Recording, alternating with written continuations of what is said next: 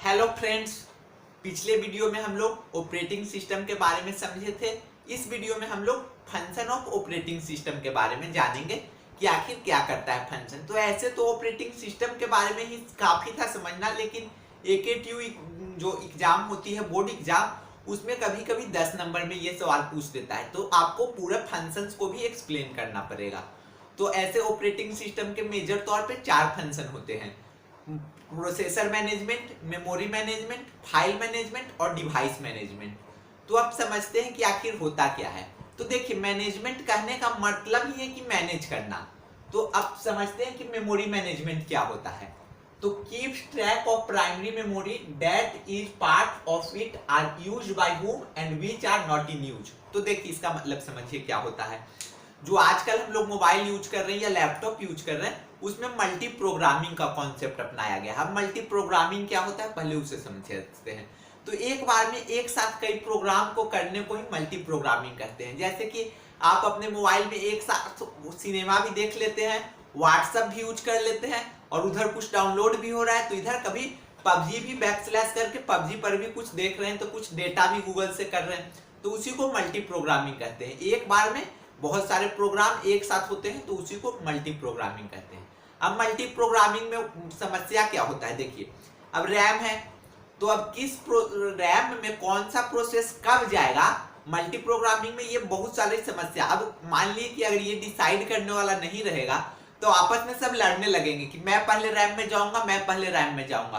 तो OS होता है, वो डिसाइड करता है कि कौन सा प्रोसेस कब प्राइमरी मेमोरी में जाएगा और कितने देर के लिए जाएगा, यही यूज कर। और ऑपरेटिंग सिस्टम को भी यह भी जानकारी होती है कि अभी प्राइमरी मेमोरी में कितने स्पेस कौन यूज कर रहा है और कितना स्पेस खाली है। अब इसकी जानकारी रहेगी तभी तो वो नेक्स्ट प्रोसेस को भी भेज सकेगा। अगर मान लीजिए कि रैम में अवेलेबल स्पेस अभी है और एक प्रोसेस और रिक्वेस्ट कर दिया गया यूजर से, तो स्पेस अगर है तो फॉरवर्ड उसे कर देगा ऑपरेटिंग सिस्टम रैम में। अगर रैम में स्पेस ही नहीं होगा तो उसे फॉरवर्ड नहीं करेगा, उसे वेटिंग में अभी बोलेगा कि रुकिए आप। जैसे अब रूम में मान लीजिए 4 आदमी के बैठने का जगह है, मान लीजिए रूम में अभी 3 ही आदमी है, तभी ना आप चौथा आदमी को भेजिएगा। 3 आदमी है तब चौथा आदमी को भेज दीजिएगा। और पहले से 4 ही रूम में बैठने का 4 ही आदमी का जगह और 4 आदमी गया हुआ है, तो भेजिएगा नहीं, उसको बोलिएगा कि बाहर रुको। तो ये एक तरह से गार्ड का काम करता है, चेक करता है। In multi programming OS decide which process will get memory and how much.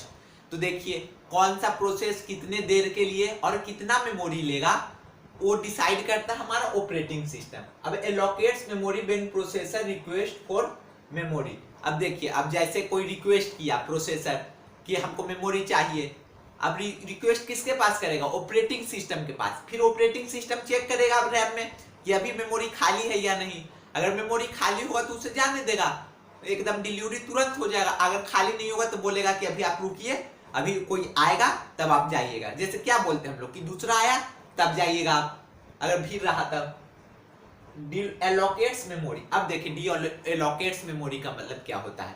अब मान लीजिए कि उसका काम हो गया, अब काम हो गया तब वो अंदर ही बैठा रहेगा रूम में, तो उसको पकड़ के बाहर निकालेगा कि अब तुम जाओ सेकेंडरी मेमोरी में, तुम्हारा प्राइमरी मेमोरी में कोई काम नहीं है, तो उसे प्राइमरी मेमोरी से सेकेंडरी मेमोरी में भेजेगा। तो स्पेस खाली होगा तो फिर दूसरा को देगा स्पेस। आप समझते हैं प्रोसेसर मैनेजमेंट क्या होता है। तो in multi programming environment OS will decide which process gets the processor and how much time. अब प्रोसेस हो रहा है, तब प्रोसेसर में भी कौन सा प्रोसेस कब जाना है ये भी डिसाइड करने का काम कौन करेगा, ऑपरेटिंग सिस्टम। अब कोई तो वो डिसाइड करने वाला होगा, नहीं तो बोलेगा कि मान लिए कि किसी का काम है 1 मिनट का और किसी का काम है 1 घंटा का, वो बोलेगा पहले हम जाएंगे। तो अब तो खैर मल्टी प्रोग्रामिंग हो गया है, तो मल्टी प्रोग्रामिंग में एक साथ दोनों जा सकते हैं, लेकिन मान लिए कि उसमें भी तो कुछ लिमिट होता होगा कि एक बार में 10 जाएगा, एक बार में 15 जाएगा। वो जिस प्रकार का आपका प्रोसेसर रहेगा वो डिसाइड करेगा। तो वो ऑपरेटिंग सिस्टम डिसाइड करेगा कि अभी प्रोसेसर में स्पेस खाली है या नहीं है, इसको भेजना सही रहेगा नहीं रहेगा, तो वो डिसाइड करेगा आपका operating system. Keep track of processes and status of processes. अब स्टेटस समझते हैं। अब वो ट्रैक करेगा कि कितना प्रोसेस हो गया है, कितना % हो गया है, कितना बाकी है, उसी अनुसार, या फिर जो प्रोसेस जाने वाला है वो कितना MB का है, कितने देर लगे, ये सब की जानकारी प्रोसेसर ऑपरेटिंग सिस्टम को होता है। एलोकेट्स प्रोसेसर, तो प्रोसेसर एलोकेट्स करेगा, किसको करेगा, प्रोसेस को करेगा, जो प्रोसेस होने वाला रहेगा उसी को प्रोसेसर चाहिए तो वही एलोकेट्स करेगा।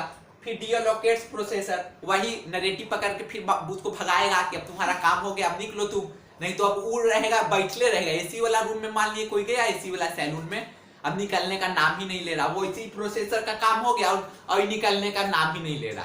तो अब इसको निकालने भाई दूसरा आदमी जाएगा ना, वैसे दूसरा प्रोसेसर चाहिए तो इसको भगाएगा ऑपरेटिंग सिस्टम, निकालेगा।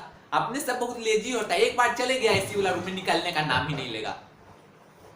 अब डिवाइस मैनेजमेंट क्या होता है, तो देखिए सब डिवाइस का भी जानकारी ऑपरेटिंग सिस्टम को होता है। इसलिए देखिएगा कि आप लोग जब नया नया कंप्यूटर लाइएगा या नया नया प्रिंटर लाइएगा तो उसके लिए हम लोग को डिवाइस ड्राइवर डाउनलोड करना पड़ता है। क्यों?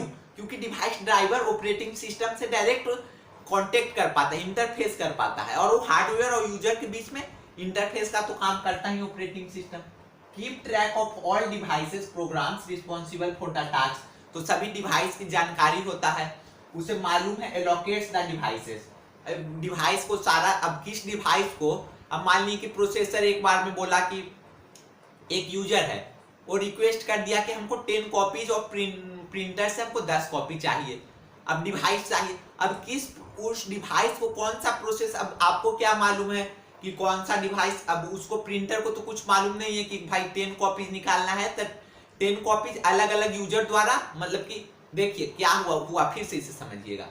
हमारे पास एक प्रिंटर है और एक प्रिंटर को 10 मॉनिटर से कनेक्ट कर दिया गया और 10 यूजर एक एक कॉपी के लिए रिक्वेस्ट किया, या 10 कॉपी के लिए 10 यूजर रिक्वेस्ट किया। अब प्रिंटर को क्या मालूम है कि कौन सा यूजर को कितना देना है और कैसे देना है, कब देना है। अब प्रिंटर क्रैश ना हो जाए इसलिए यहाँ पे ऑपरेटिंग सिस्टम बताएगा उसको कि पहले इसको दो, बाद में इसको देना, पहले ये कॉपी निकालो। यही एलोकेट्स द डिवाइस करता है, और फिर अगर प्रिंटर हो गया तो डीएलोकेट्स कर दिया।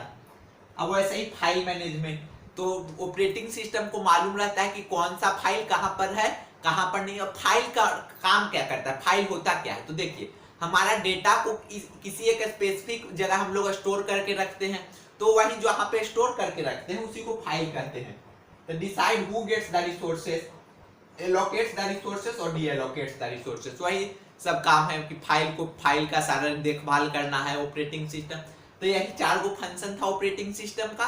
अब हम लोग अगले वीडियो में इंटरप्रेटर कंपाइलर के बारे में जानेंगे। तब तक धन्यवाद, जय हिंद।